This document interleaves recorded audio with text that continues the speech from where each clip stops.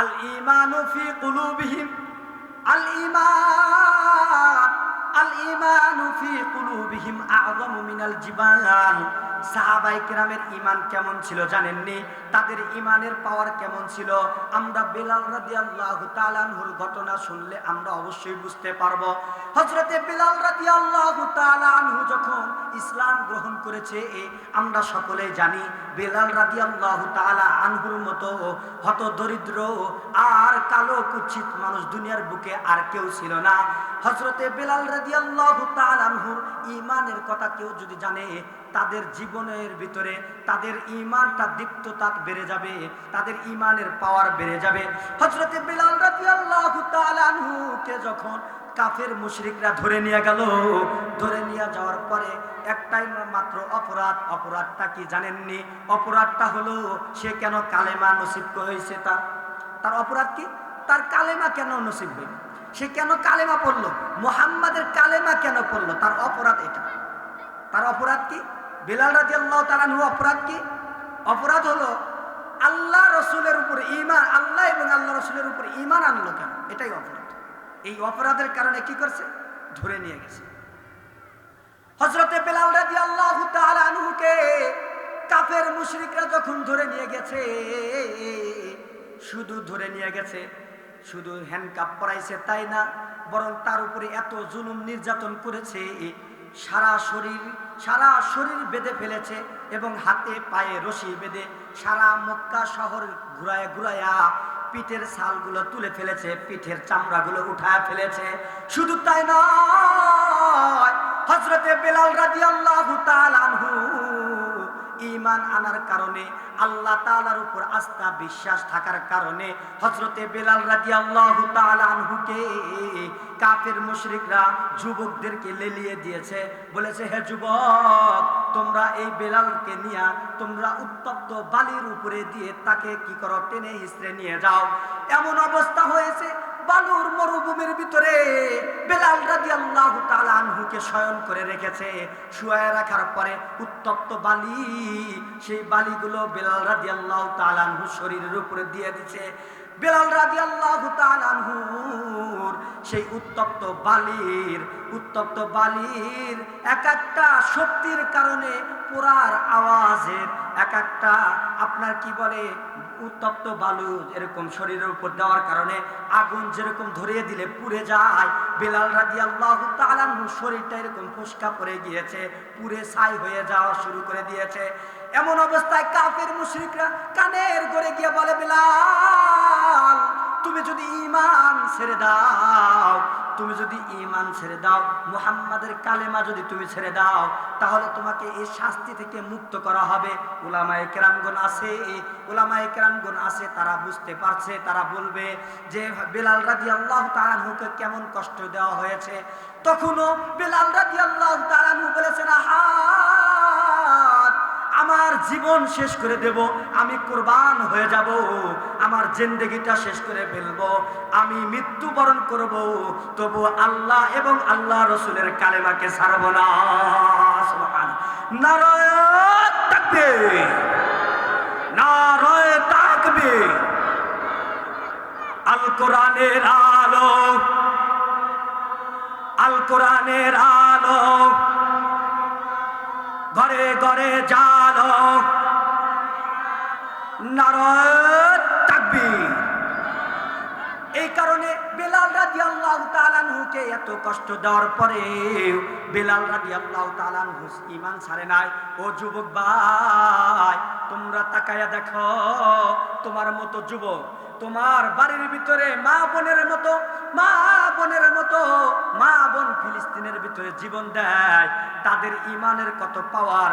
জন্মের পর থেকে তাদেরকে শিক্ষা দেওয়া হয়, বাবা জন্ম নিয়েছো ভালো হয়েছে, শুকরিয়া আদায় করেছি, কিন্তু তুমি একটা কথা শুনে রাখো, ওই যে বোমার আওয়াজ ওই যে গুলির আওয়াজ, এই আওয়াজের কারণে এই আওয়াজ শুনতে শুনতে তোমাকে বড় হতে হবে। তোমাদের শরীরটা বুলেট প্রুফ জ্যাকেটের মতো হতে হবে, ইমানের পাওয়ার বাড়াতে হবে, যাতে করে কাফের মুশরিকগুলো তোমাদের দিকে তাকাইতে পারে না। হে যুবক ভাই, আমি আপনি যদি একত্রিত হই, এক ইমানের আল্লাহর উপর তাওয়াক্কুল আস্থা রেখে যদি ইমানের দীপ্ত আওয়াজ দিয়ে যদি সামনে অগ্রসর হই, বাংলাদেশের যত বাতিলরা আছে পালাইতে বাধ্য হবে, কি হবে না বলেন? বাতিলরা পালাইতে বাধ্য হবে। তোমরা তো সাধারণ কোন যুবক নয়, তোমরা কেমন যুবক জানি? তোমরা তো সেই যুবক যেই যুবকরা রণাঙ্গনে জীবন দিয়েছ, উহুদের ময়দানে জীবন দিয়েছ, খন্দকের ময়দানে জীবন দিয়েছ।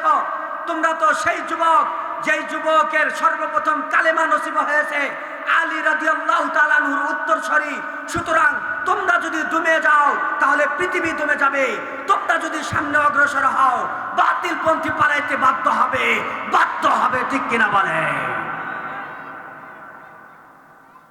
এই জন্য ফিলিস্তিনি মুসলমান ভাইরা ইমান দীপ্ত কণ্ঠে আওয়াজ দিয়ে বলে, বুকটাকে সামনে আগায়া দিয়া বলে, আমার জীবন যাবে কিন্তু আমার ইমান ছাড়বো না, বাইতুল মুকাদ্দাস ছাড়বো না, ঠিক কিনা বলেন? এই জন্য ভাই আমাদের ইমানটা তাজা করতে হবে। মরে গিয়েছে, আমরা তো ইন্টারনেট, ফেসবুক আর মোবাইল নিয়ে পরে থেকে জীবনটা পার করে দিয়েছি। অথচ এই মোবাইল, ইন্টারনেট, ফেসবুক দেখার আগেই ফিলিস্তিনে মা বোনদের, ফিলিস্তিনে শিশুদের জীবন চলে যাইতেছে। এই জন্য যুবক ভাইরা আপনারা ঐক্যবদ্ধ হয়ে যান, ঐক্যবদ্ধ হয়ে। হযরতে বেলাল রাদিয়াল্লাহু তাআলা আনহুর শরীরের উপরে যখন বালু, উত্তপ্ত বালু দিয়েছে, শরীরটা পুরে ফুসকা পড়ে গিয়েছে, তারপরও ঈমান ছাড়ে নাই। আবার উঠাইছে, উঠানোর পরে খুঁটির সাথে বাঁধছে, হাত বাঁধছে, পা বাঁধছে, বাঁধার পরে কি করে জানেননি? তারপরে তাকায়া দেখে বেলাল কালেমা ছাড়ে না। এরপরে বেলাল রাদিয়াল্লাহু তাআলা আনহুর গলাটা এভাবে বেঁধে ফেলেছে, ঘাড়টা বেঁধে ফেলেছে। বেঁধে ফেলার পরে তারপরও বেলাল রাদিয়াল্লাহু তাআলা আনহু কালেমা ছাড়ে না। বেলাল রাদিয়াল্লাহু তাআলা আনহু কে ডাক দিয়া বলে, এ বেলাল, তোমার ঘাড়ের, তোমার শরীরের বান্ধনটা আমি খুলে দিলাম। তাকায়া দেখো, ডান দিকে পাহাড়, বাম দিকে পাহাড়, যত স্বর্ণ আছে সেই স্বর্ণ দিয়ে পাহাড়ের মতো উঁচু করে দেব। তারপরে তুমি মুহাম্মাদের কালেমা ছাড়ো। আল্লাহ তাআলার রাসূলের সাহাবী বেলাল রাদিয়াল্লাহু তাআলা আনহু স্বর্ণের দিকে দাপিত হয় নাই, বরং তৎক্ষণাৎ আবারও বলে দিয়েছে, আশহাদু আল্লাহ ইলাহা ইল্লাল্লাহু মুহাম্মাদুর রাসূলুল্লাহ। কালিমা শাহাদাত পড়েছে। এই অবস্থায় কাফির মুশরিক যখন দেখলো না, এভাবেও তো কালেমা তার মুখ থেকে ছাড়ানো যাবে না, তার থেকে ঈমান দূর করানো যাবে না, তাহলে কাজ কি? বলে কাজ আছে একটা। শয়তান বুদ্ধি দেয়, বলে বুদ্ধি কি? বুদ্ধি হলো এটাই যে তার জবানের ভিতরে, তার জিহ্বার ভিতরে পেরেক মেরে দাও। নাউজুবিল্লাহ বলেন।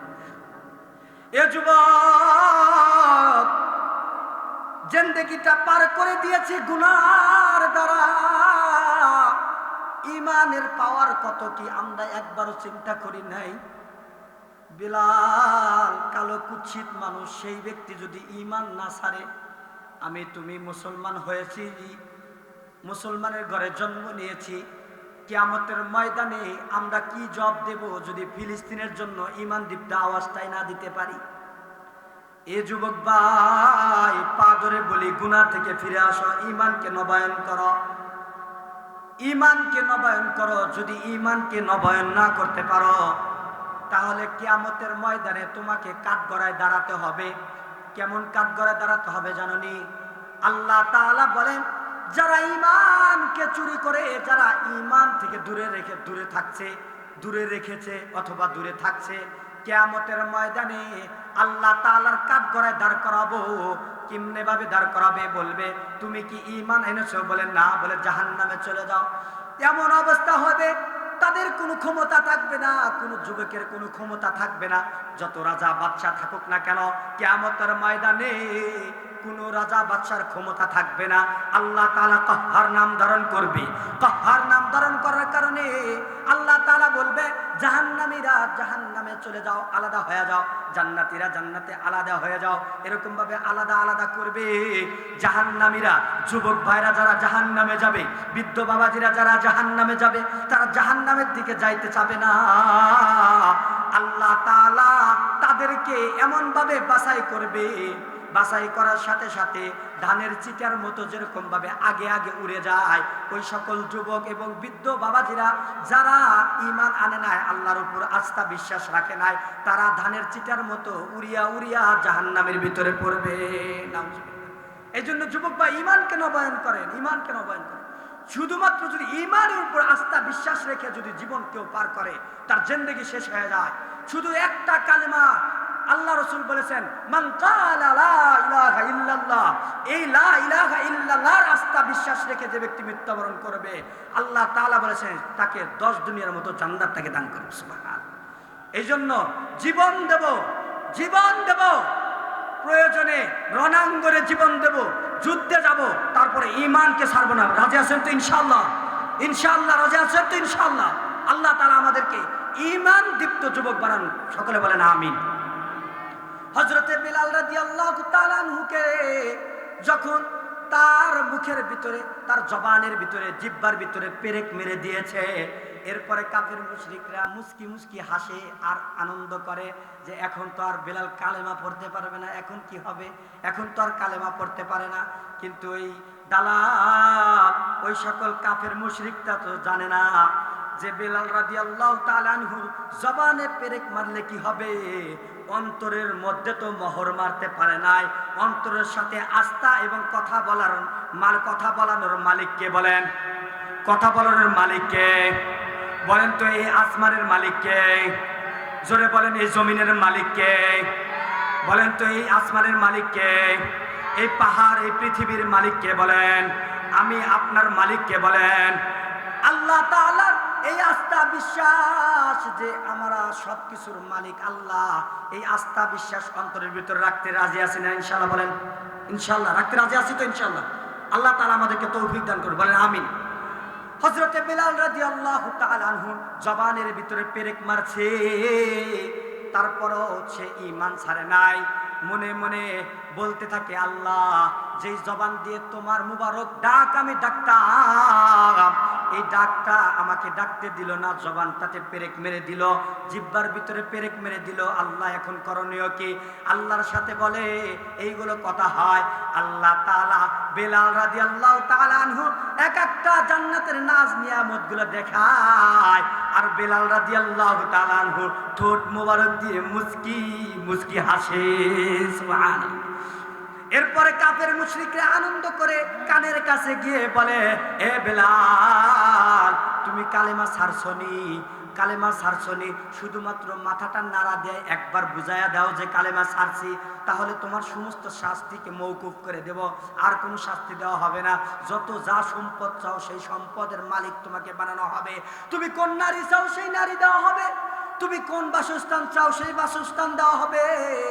এরপরেও বিলাল রাদিয়াল্লাহু তাআলা আনহু কানে কানে বলার কারণে বিলাল রাদিয়াল্লাহু তাআলা আনহু মাথা এই দিকে নাড়া না দিয়া বরং এই দিকে নাড়া বলে, আল্লাহ একক, আল্লাহ ছাড়া কোনো মাবুদ নাই। সুবহানাল্লাহ।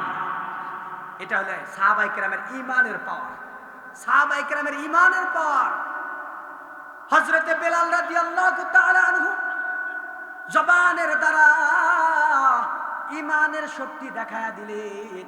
এই খবরটা যখন রসুলের দরবারে চলে গেল, রসুলের কাছে যখন গেছে, রসুল অত্যন্ত মন ক্ষুণ্ণ ভাবে, মনটা খারাপ করে বলতেছে, আমার বেলাল জীবন দিয়ে দিতেছে, ঈমান ছাড়তেছে না, কোন সাহাবী আছো, কে আছো? বেলাল রাদিয়াল্লাহু তাআলা আনহুকে আমার কাছে ফিরাইয়া দিবে। সুবহানাল্লাহ। ঈমানের কত পাওয়ার, ঈমানের কত দাম, এই কথাটা বুঝলে আপনারা বুঝবেন, এই কথাটা শুনলে বুঝবেন ঈমানের কত পাওয়ার আর ঈমানের কত দাম। হযরতে বেলাল রাদিয়াল্লাহু তাআলা আনহুকে সাহাবায়ে কেরামদেরকে যখন আদেশ করা হয়েছে, সাহাবা বেলাল রাদিয়াল্লাহু তাআলা আনহুকে কে খরিদ করে আনতে পারবে বলো, যদি আনতে পারো আমি তার জন্য দোয়া করব, আল্লাহ তাআলা যেন তার মর্যাদা বাড়ায়া দেয়। ঠিক তাই আল্লাহ রাব্বুল আলামিনের রাসূল ঘোষণা দেওয়ার পরে আবু বকর রাদিয়াল্লাহু তাআলা আনহু দাঁড়ায় গেলেন। আল্লাহ রাসূলকে বললেন, ইয়া রাসূলুল্লাহ, ইয়া হাবিবাল্লাহ, আমি বেলাল রাদিয়াল্লাহু তাআলা আনহুকে সারায়া আপনার কাছে হাজির করব। সুবহানাল্লাহ। হাজারো দিরহাম দিয়ে সেই যুগের সবচাইতে দামি যে জিনিস ছিল সেটা হলো উটনি। একটা হলো উট আর একটা হলো উটনি। উট বলা হয় যেটা হলো আপনার যাদের কি হয় না, বাচ্চা হয় না, অর্থাৎ কি বলা হয়, ছেলে ছেলে উট যেটা বলা হয়। আর একটা হলো উটনি যাদের বাচ্চা হয়, মেয়ে উটনি। তো এই উটনি সেই যুগের সময় সেই জামানায় দাম বেশি ছিল, উটনির দাম বেশি ছিল। মানে একেতে পেটের ভিতরে কি ছিল, বাচ্চা ছিল। বর্তমান জামানায় পেটের ভিতরে, যে গাভীর পেটের ভিতরে বাচ্চা আছে সেই গাভীটার দাম বেশি না, সেই গাভীর দাম বেশি। সেই যুগে তার চাইতে দ্বিগুণ দাম ছিল। উটনি বলছে, তোমরা কিসের মাধ্যমে বেলাল রাদিয়াল্লাহু তাআলা আনহুকে ছাড়িয়ে দিবা, আমার হাতে দিবা। তারা বলছে যে বেলাল তো মারা যাও বা সে তো মারাই যাবে, সুতরাং তাকে দিয়ে দেই, মাঝখান থেকে আমাদের যে টাকা আসবে, আমাদের যে দেনার মুদ্রা আসবে, এটাই আমাদের লাভ। তো তারা উটনির মাধ্যমে বেলাল রাদিয়াল্লাহু তাআলা আনহুকে দিয়ে দিলেন। বেলাল রাদিয়াল্লাহু তাআলা আনহুকে ছাড়াইয়া আল্লাহ রাসূলের দরবারে নিয়ে গেছে। ওই কাফের মুশরিকরা জানে না যে এই বেলাল কালো কুৎসিত এই সাহাবীকে আল্লাহ তাআলা যাকে সম্মান দেন তাকে কেউ নিচে নামাইতে পারে না, তার কোনো ইজ্জত নষ্ট করতে পারে না, তাকে বেইজ্জতি করতে পারে না। এই কাফের মুশরিকরা জানে না। আর যাকে বেইজ্জতি আল্লাহ তাআলা করে তাকে কখনো কেউ ইজ্জত দিতে পারে না, সম্মানিত করতে পারে না। কত ইজ্জু মান তাশা ওয়া তুযিল্লু মান তাশা বিয়াদিকাল খায়র ইন্নাকা আলা কুল্লি শাইইন কাদির। আল্লাহ রাব্বুল আলামিন যাকে ইজ্জত দেন, সম্মান দেন, যার মর্যাদা বাড়ায়া দেন, তাকে হাজার মানুষ টেনে হেসড়ে ধরেও তার সম্মান হানি করতে পারে না, তার ঈমানের ভিতরে কলঙ্কিত করতে পারে না, তাকে নিচের দিকে ডাবাইতে পারে না। কিন্তু আল্লাহ তাআলা যাকে চান সম্মান হানি করে, বেইজ্জতি করে এই কবরের ভিতরে নিয়ে যেতে পারে। ঠিক তেমনি ভাবে আল্লাহ তাআলা বেলাল রাদিয়াল্লাহু তাআলা আনহুর মর্যাদা এমন ভাবে বাড়ায়া দিছে। বেলাল রাদিয়াল্লাহু তাআলা আনহুকে সারা নিয়ে যাওয়ার পরে মক্কা মদিনায় আল্লাহু আকবারের ধ্বনি দেওয়ার জন্য আল্লাহ তাআলা বেলালকে মনোনীত করেছেন। সুবহানাল্লাহ। শুধু মনোনীত করেছেন, শুধু তাই না, বরং বেলালের মর্যাদা এমন বাড়ায় গেছে, বেলাল রাদিয়াল্লাহু তাআলা আনহু মক্কায় আযান না দেওয়া পর্যন্ত, মসজিদে নববীতে আযান না দেওয়া পর্যন্ত সকালই হয়নি। সুবহানাল্লাহ। কি হয় না? সকালই হয় নাই। তাহলে মর্যাদা কমছে না বাড়ছে? বলেন, কমছে না বাড়ছে? এই ফিলিস্তিনের ময়দানে যে সকল মুসলমান ভাইরা এবং মা বোনেরা জীবন দিতেছে, তাদের জীবন কখনো বিফলে যাবে না, তাদের রক্ত কখনো বিফলে যাবে না। সারা পৃথিবীর ইমাম মাহদির মাধ্যমে আবার ইসলাম বিজয় হবে। কোন কাফের মুশরিক, আমেরিকার ট্রাম্প কখনো দ্বীন ইসলামকে দমাইতে পারবে না। ঠিক কিনা বলে? এই জন্য ঈমান দীপ্ত আওয়াজ নিয়ে যদি আমি আপনি সামনে অগ্রসর হই, ফ্যাসিস্ট দালাল পর্যন্ত পালাইতে বাধ্য হয়। হয়েছে না? ফ্যাসিস্ট দালাল পর্যন্ত পালাইতে বাধ্য হয়েছে। এই জন্য ভাই, ঈমান দীপ্ত আওয়াজ, হক কথা সামনে অগ্রসর করবেন। জানি না কার দলে কার কানে কি গেল, কে কি বোঝে জানি না, কিন্তু এটাই বাস্তবতা। ঈমানের ক্ষেত্রে যেই কথাই বলুক না কেন, তাকে আমাকে হক কথা বলে বাধা দিতেই হবে। ঈমানের ক্ষেত্রে কোনো প্রকারে ত্রুটি করা যাবে না, চাই সে যেই ক্ষমতার। আমি যদি ক্ষমতায় যাই, আমার বিরুদ্ধেও বলবে, হক কথা বলবে। আর একজন যদি ক্ষমতা যায়, হক কথা বলতে হবে। হক কথার বাহিরে যদি কেউ চলে, আল্লাহ তাআলার রাসূল বলেছেন, সবচাইতে ঈমান দীপ্ত আওয়াজ, সবচাইতে আল্লাহর কাছে পছন্দনীয় ওই সকল বান্দা যারা কাঠগড়ায় দাঁড়িয়ে রাজা বাদশার সামনে হক কথা, কালেমাতুল হাক্কুন লা ইলাহা ইল্লাল্লাহ, আল্লাহ তাআলার একত্ববাদের স্লোগানের সাক্ষ্য দেয়। আল্লাহ তাআলা বলেছেন, দুনিয়া এবং আখিরাতে তাকে সম্মানিত করি। সুবহানাল্লাহ। দুনিয়া এবং আখিরাতে সম্মানিত করে। সামান্য দুনিয়ার জন্য, ক্ষমতার জন্য দুনিয়ার রাজা বাদশাকে আপনি কি করবেন? দুনিয়ার রাজা বাদশাকে খুশি করার জন্য আল্লাহকে অসন্তুষ্ট করবেন, তার মনে আঘাত দিবেন, তাকে কষ্ট দিবেন, রসুলকে কষ্ট দিবেন, কোরআনকে কষ্ট দিবেন, কোরআন ওলার ধারাবাহককে কষ্ট দিবেন, ইমান দীপ্ত আওয়াজ যারা দেয় তাদের কণ্ঠকে রুদ্ধ করবেন। কিয়ামতের ময়দানে কাঠগড়ায় দাঁড়ানোর জন্য প্রস্তুত হও। আমি সাক্ষ্য দিয়ে গেলাম, আল্লাহ রাব্বুল আলামিনের দীপ্ত আওয়াজ যদি কারোর বুকে থাকে, তাহলে যত বড় রাজা বাদশায় থাকুক না কেন, হক কথা কখনো ছাড়বে না। ক্ষমতায় যান আপনারা, কোনো সমস্যা নাই, কিন্তু আল্লাহ তাআলার ঈমানের ক্ষেত্রে কোনো প্রশ্রয় নাই, কাউকে কোনো প্রশ্রয় নাই।